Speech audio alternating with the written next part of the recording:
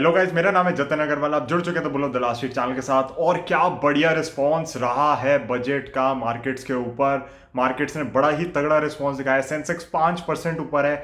आप लोगों को ध्यान होगा जो कल वीडियो डाली थी उसके अंदर यही डिस्कशन था मेन, कि कहीं ना कहीं मार्केट ने सारे नेगेटिव पहले ही डिस्काउंट कर लिए हैं। फ्राइडे का जो मैंने इंट्राडे का आपको चार्ट दिखाया था, अगर आपने कल की वीडियो नहीं देखी तो प्लीज जाके देखें। फ्राइडे का जो इंट्राडे का चार्ट दिखाया था निफ्टी का, मैंने आपको यही कहा था कि जो एक्सेलरेटेड फॉल आया ना लास्ट मोमेंट पे, बिल्कुल लास्ट हाफ एन आवर में, मैं कहूंगा वो कहीं ना कहीं यही दर्शा रहा है कि स्टॉप लॉसेस हिट कराए जा रहे हैं, बस मार्केट से लोगों को एग्जिट किया जा रहा है। एंड आज सुबह से हमने देखा मार्केट्स ऊपर ही थी। बट जब बजट के अंदर सबसे बड़ा पॉजिटिव क्या था बजट के अंदर, कि कोई भी नेगेटिव नहीं था।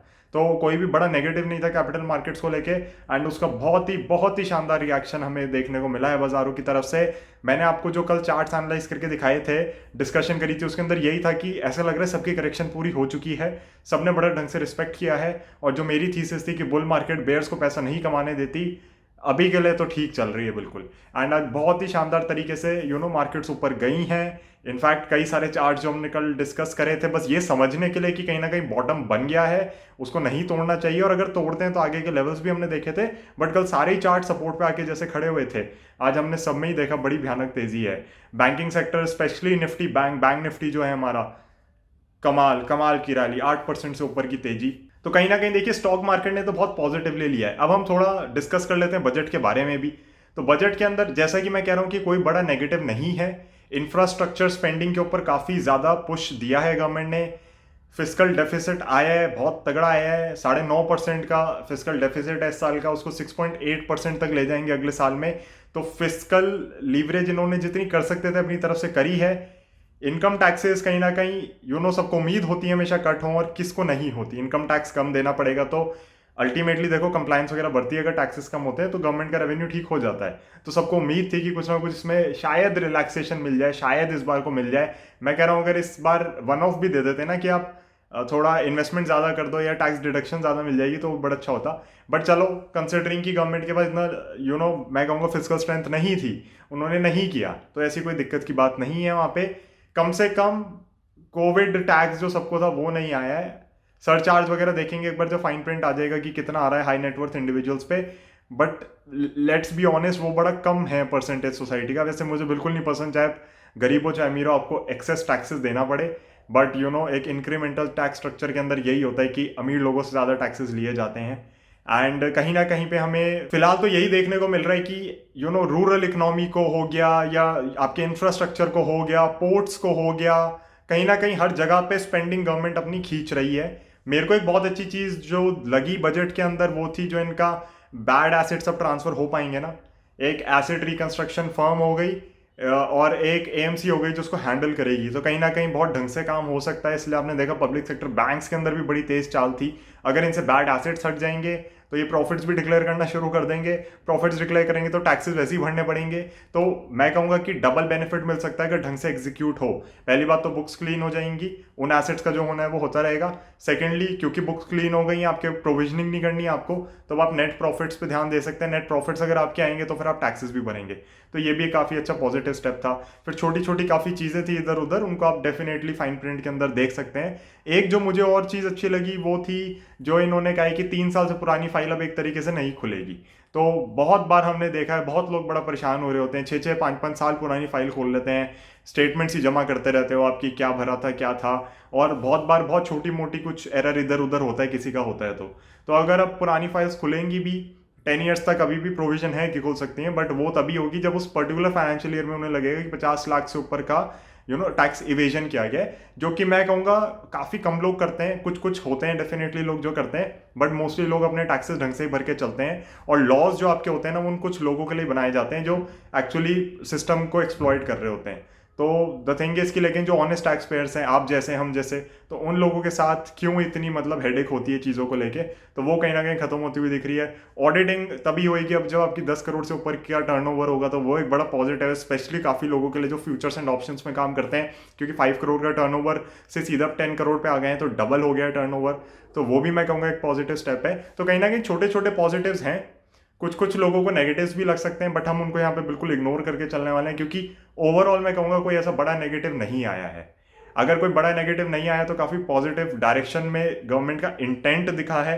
कल भी मैंने यही बात करी थी कि इंटेंट दिखता है इस गवर्नमेंट का, और कहीं ना कहीं अगर इस बार बजट ऐसा आता ना कि कैपिटल मार्केट्स को जकड़ते और ज़्यादा या कहीं से भी टैक्सेस वगैरह बढ़ाते तो बहुत ज़्यादा दिक्कत हो जाती। एंड मैं आपसे कल भी यही कह रहा था कि फिर फाइनेंशियल मार्केट्स का भरोसा उठ जाता है इस गवर्नमेंट से, बट वो नहीं हुआ है।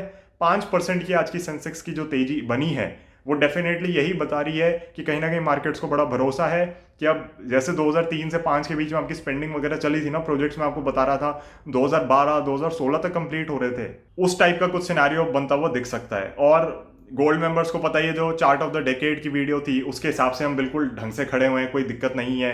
इनफैक्ट जो कल मैंने एनालिसिस किया उसके हिसाब से भी आपको पता है कि कल मेरा यही था कि करेक्शन खत्म हो चुकी है, सस्ते में माल नहीं मिलेगा किसी को भी बाजार से, महंगा ही खरीदना पड़ेगा। आज बिल्कुल वैसा ही हुआ। हो सकता है कि आप लोगों के पोर्टफोलियोज आज काफ़ी सिविलियर अंडर परफॉर्म करके गए हों, क्योंकि मेरा भी करके गया है। मेरा जो मेन कोर इन्वेस्टिंग का पोर्टफोलियो है वो 2.5% बढ़ा हुआ था, जबकि सेंसेक्स 5% बढ़ा हुआ था, तो काफ़ी सिवियर अंडर परफॉर्मेंस है। एंड मैं आपको बताऊं, जो ग्रेड ए स्टॉक्स है ना वो इतना नहीं चले जितने ग्रेड बी और ग्रेड सी के स्टॉक्स चले। तो ये नहीं कह रहा मैं वो कंपनीज खराब है, बट जो एक इन्वेस्टिंग कम्युनिटी के अंदर बना होता है ना कि ये तो क्रैम दला क्रैम है, तो वो चीज़ें कम आज मूव हुई हैं। जो थोड़ी पीछे की थी वो ज़्यादा चली। इंडसइंड बैंक में बड़ी अच्छी तेजी थी, आईसीआईसीआई बैंक में बड़ी अच्छी तेजी थी। तो हमें देखने को मिला जो एचडीएफसी कोटक है उसकी कहीं ना कहीं आज थोड़ी थमने की बारी थी। ऐसा नहीं है कि वो थमे हैं, मतलब 4-5% की चाल उनमें भी है, बट सामने आपके अगर 10-12% बढ़ रहे हैं एसबीआई को देखो, तो फिर आपको ध्यान उन्हीं पे जाता है। तो डेफिनेटली कहीं ना कहीं उनमें एलोकेशन सभी इन्वेस्टर्स की कम है, तो सभी के ऑलमोस्ट मैं कहूँगा सभी के पोर्टफोलियोज ने अंडर परफॉर्म किया होगा आज।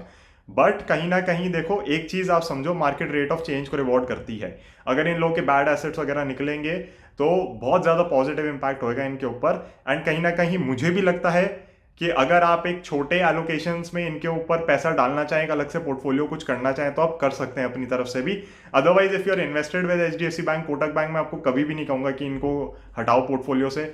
मैं खुद अपने पोर्टफोलियो से नहीं हटा सकता, तो मैं आपको भी ये सलाह नहीं दे सकता। बट टू से कि अब इंडसइंड शायद इनसे बेटर कर सकता है, डेफिनेटली कर सकता है। टू से may be IDFC first bank can perform very very well in the future, अब मैं कह सकता हूँ कि कर सकता है। तो फाइनेंशियल सेक्टर के ऊपर जो एक स्ट्रेस था ना वो मुझे खत्म होता वो दिख रहा है फाइनली, और पब्लिक सेक्टर बैंक्स के ऊपर से स्ट्रेस खत्म होता वो दिख रहा है। तो जब इनके अंदर ब्रेकआउट्स वगैरह आएंगे, इनको किस तरीके से काम में लेना है वो मैं कहूँगा कि हम बाद में डिस्कस कर लेंगे जब एक्चुअली काम करने की बारी आएगी। अभी के लिए बैक ऑफ द माइंड मुझे बिल्कुल ध्यान है कि आज आईसीआईसीआई बैंक आई थिंक हमने लाइफ टाइम हाई पे खड़ा है, which is a very very positive sign. बहुत सारे बैंक्स ने अपनी या बहुत सारी कंपनीज ने अपनी 7-8 दिन की करेक्शन आज ही साफ कर दी है, बहुत ही पॉजिटिव साइन है। तो कहीं ना कहीं मार्केट के अंदर जो तेजी है वो बरकरार है। मेरे को लगता है मार्केट्स को कहीं ना कहीं अभी भी खड़ा होना चाहिए। एक जो ये फॉल्स गिरावट सी थी ये खत्म हो गई है। अगर आज की कैंडल नहीं कटती तो मुझको लगता है मार्केट को अपनी एक अच्छी सी रेंज बना लेनी चाहिए और उसके अंदर काम करना चाहिए कुछ टाइम के लिए। अगर मार्केट खड़ी हो जाती है कुछ टाइम के लिए, लेट से 6 महीने के लिए भी, मार्केट्स की हेल्थ के लिए बहुत अच्छा होगा। स्टॉक स्पेसिफिक रहिए, कोई दिक्कत ही नहीं है। अब गाइज एक चीज मैं और ऐड करना चाहूंगा, आज हमने देखा कि कैसे कैसे पर्टिकुलर सेक्टर्स के ऊपर फोकस किया गया। तो सबसे ज्यादा फोकस तो हम सबको दिख रहा है इंफ्रास्ट्रक्चर के ऊपर किया ही गया है। मैंने मॉडल पोर्टफोलियोज लॉन्च करे हैं जो थीमैटिक हैं, यानी कि पर्टिकुलर थीम्स को प्ले कर रहे हैं। तो उनमें से एक मॉडल पोर्टफोलियो इंफ्रास्ट्रक्चर के ऊपर भी है। अगर आप उसको लेना चाहते हैं तो मुझे कॉन्टैक्ट करें। बेसिकली होता है कि बहुत बार हम सेक्टर हमें समझ आ जाता है, थीम समझ आ जाता है, बट उसको प्ले कैसे करें समझ नहीं आ रहा होता, तो रैंडमली आप गलत गलत कंपनीज उठा लेते हैं। इसके अंदर क्या होगा, आपको प्री डिफाइंड कंपनीज दी जाएंगी और उनकी एलोकेशंस बताई जाएंगी, एंड आप उस बेसिस पे बाइंग अपनी कर सकते हैं खुद से। एंड आपको एक अच्छा, मैं कहूंगा, बैकग्राउंड मिल जाएगा, एक अच्छा लॉन्च पैड मिल जाएगा अपना काम स्टार्ट करने के लिए। तो आपको अगर पता है कि हाँ लेट से एन नंबर ऑफ कंपनीज बहुत अच्छी हैं और ये मेरे पोर्टफोलियो में जा सकती हैं, तो आप उस बेसिस पे बहुत बेटर काम कर पाएंगे, बहुत बेटर आपकी कंपाउंडिंग हो सकती है। तो मॉडल पोर्टफोलियोज, कई सारे थीमैटिक मॉडल पोर्टफोलियोज मैंने लॉन्च करे हैं अभी। उसके अंदर चाहे आपका टेक्नोलॉजी के ऊपर हो गया, चाहे इंफ्रास्ट्रक्चर के ऊपर हो गया, चाहे कंजम्पशन के ऊपर हो गया, चाहे एफएमसीजी के ऊपर हो गया, चाहे बैंकिंग एंड फाइनेंशियल सर्विसेज के ऊपर हो गया, वो भी हमने देखा आज कितने अच्छे से परफॉर्म करके गए। केमिकल और फार्मा के ऊपर भी एक है थीमैटिक मॉडल पोर्टफोलियो। तो आपके पोर्टफोलियो को जिस चीज़ की रिक्वायरमेंट है आप वो चीज़ उठाइए यहाँ से, और आप उसके बेसिस पे अपनी इन्वेस्टिंग और बेटर कर सकते हैं।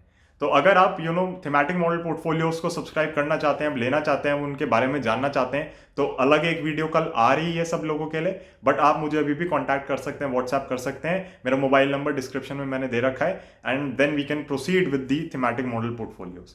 तो गाइज मुझे कमेंट सेक्शन में जरूर बताओ आपको सबसे बड़ा पॉजिटिव क्या लगा। मैं अगेन कहूंगा सबसे बड़ा पॉजिटिव यही था कि कोई बड़ा नेगेटिव नहीं था इसके अंदर। एंड एमएसपीज वगैरह का काफी चीजों का डेटा दिया गया है जिसको बहुत डिस्टॉर्ट करके चल रही है ऑपोजिशन बहुत टाइम से। तो उससे हमें एक आइडिया लगता है कि किस हिसाब से एग्रीकल्चर साइड पे भी काम हो रहा है इस गवर्नमेंट के under. And I think data देना बहुत ज्यादा जरूरी था क्योंकि बहुत बहुत ड्रामा फैल चुका है इसको लेके, फार्म बिल्स को लेके। तो बहुत ज्यादा जरूरी है कि अब डेटा के बेसिस पे आगे काम किया जाए और उसी तरीके से कहीं ना कहीं इस इशू को रिजॉल्व किया जाए। एंड जो भी फॉल्स इन्फॉर्मेशन फैलाई जा रही है कम से कम उसको खत्म किया जाए ताकि जेन्युइनली बात हो सके, जेन्युइनली कॉन्वर्जेशन एक ढंग से हो सके, जो इतना फॉल्स प्रोपागेंडा चल रहा है वो खत्म हो सके कहीं ना कहीं। तो मेरे को लगा कि ओवरऑल अच्छा था, ज्यादा स्पीच लंबी भी नहीं थी। तो कहीं ना कहीं आप लोग इंटरेस्ट लूज नहीं करते हो बजट सुनते हुए, तो वो भी एक अच्छी बात लगी मुझे। एंड ओवरऑल मैं कहूंगा जितनी गवर्नमेंट के पास फिस्कल की लीवरेज थी उस हिसाब से इन्होंने ठीक काम किया है। एटलीस्ट मिडिल क्लास पे या लोअर मिडिल क्लास पे, लोअर क्लासेस पे, अपर मिडिल क्लासेस पे भी टैक्सेस का बर्डन नहीं बढ़ा है। सरचार्ज वगैरह पेट्रोलियम पे लगा है, बट उसका कहा जा रहा है कि कंज्यूमर्स पे डायरेक्ट इंपैक्ट नहीं आएगा, तो देखेंगे क्या करेंगे। बट वो छोटी मोटी चीज़ें हैं इधर उधर, बट वो बड़ा एक जो था ना कि यार हो सकता है कि आपके जो कैपिटल गेन्स है, जो अनरियलाइज कैपिटल गेन्स है, उन पे टैक्स आ जाए, वो नहीं आया। कोविड का एक वन टाइम टैक्स आ जाए, वो नहीं आया। तो ये सारी जो छोटी छोटी चीज़ें थी ना जो एक्चुअली आपकी इनकम तोड़ती, वो नहीं आई हैं। तो आई वुड से कि ओवरऑल बजट मुझे पॉजिटिव लगा। पिछले सालों में मैंने बजट को काफ़ी खराब रेटिंग दी है। आप लोग जो चैनल के साथ जुड़े हुए हैं आपको पता है, मतलब 4 to 6 के बीच में कहीं ना कहीं रेटिंग मीटर चलता था। बट इस बार मैं कहूँगा कि on a scale of 1 to 10, considering कि किस हिसाब से मैं समझता हूँ इकोनॉमी की सिचुएशन और सब कुछ देखते हुए, I would give this budget an 8। अगर थोड़ा टैक्स कहीं कट हो जाता तो फिर मैं उसको 10 on 10 भी दे सकता था, बट अभी के हिसाब से I think 8 on 10, very very decent budget. और यार मेरे को कहने की जरूरत नहीं है, ये मार्केट्स आपको बता रही हैं। तो आपको अगर मेरी भी बात गलत लग रही है, मार्केट्स की सुनो। मार्केट्स आपको एक्चुअली जो ट्रू पिक्चर होती है वो बता देती हैं। Yes, people are going to complain कि ग्राउंड पे तो अभी भी नहीं है कुछ भी उस हिसाब से। अरे आप कंपनीज के नंबर्स ही नहीं देख रहे हो, आपको पता ही नहीं है ग्राउंड पे क्या चल रहा है। के शेप रिकवरी के ऊपर मैंने वीडियो बनाई थी। कुछ सेक्टर्स एक्सपोनेंशियली ग्रो करेंगे, कुछ सेक्टर्स हिट लेंगे। जो सेक्टर्स एक्सपोनेंशियली ग्रो कर रहे हैं, आप सोच नहीं सकते किस हिसाब से ग्रोथ आ रही है। रेवेन्यू 11% 12% ऊपर है आईटी कंपनीज का, डबल डिजिट रेवेन्यू ग्रोथ, ठीक है। नेट प्रॉफिट ग्रोथ सोचो 30+%। गजब के नंबर्स आ रहे हैं। कजारिया सेरामिक के नंबर्स इस बार मैं देखे बहुत अच्छे, पिडिलाइट के नंबर्स अच्छे, ओवरऑल नंबर्स बहुत स्ट्रॉन्ग आ रहे हैं। और इंफ्रास्ट्रक्चर में अगर बूस्ट आएगा ना, एम्प्लॉयमेंट भी जनरेट होगी, सब कुछ होएगा। तो ओवरऑल इकोनॉमी कहीं ना कहीं आपको ग्रो करती हुई दिखेगी। एंड डिफेंस के अंदर हम देखते हैं कि किस हिसाब से काम होगा। मुझे तो डिफेंस को लेके भी शायद कुछ अनाउंसमेंट्स आ सकती हैं, बट वैसे ही गवर्नमेंट लगी हुई है डिफेंस सेक्टर के ऊपर, उसमें कोई दिक्कत नहीं है। प्राइवेटाइजेशन को लेके काफ़ी इन्होंने क्लियर पिक्चर सी रख दी है, एंड उसका भी इन्होंने एस्टिमेट वगैरह सब कुछ दे दिया। तो I think they will go ahead, और इस साल के अंदर हमें फाइनली ये जो कंपनीज है ना प्राइवेटाइज होती हुई दिख सकती हैं, डिसइन्वेस्टमेंट ढंग से होती हुई दिख सकती है। LIC का IPO तो सबको पता ही आना है। इंश्योरेंस सेक्टर के अंदर जो उन्होंने FDI की लिमिट बढ़ाई है, इंश्योरेंस सेक्टर मैं कहूंगा कि गोल्ड मेंबर्स के लिए अभी इंश्योरेंस सेक्टर पे वीडियो आई है, तो उन्हें तो पता ही है कि लाइफ इंश्योरेंस में किन कंपनीज पे फोकस करना है।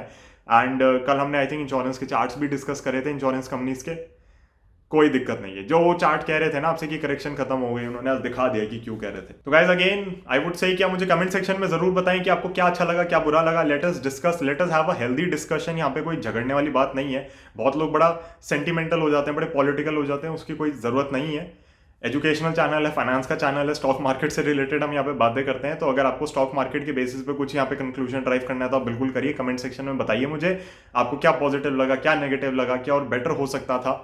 And I would say channel के साथ जुड़े रहिए। बहुत जल्द आप लोगों के लिए आ रहा है रूट मोबाइल का IPO। एंड अगर आप सिल्वर मेंबर्स हैं तो जो एक होता है ना रॉ फुटेज, एक्स्ट्रा कंटेंट, वो आप लोगों के लिए अलग से अपडेट कर दिया जाएगा, अपलोड कर दिया जाएगा।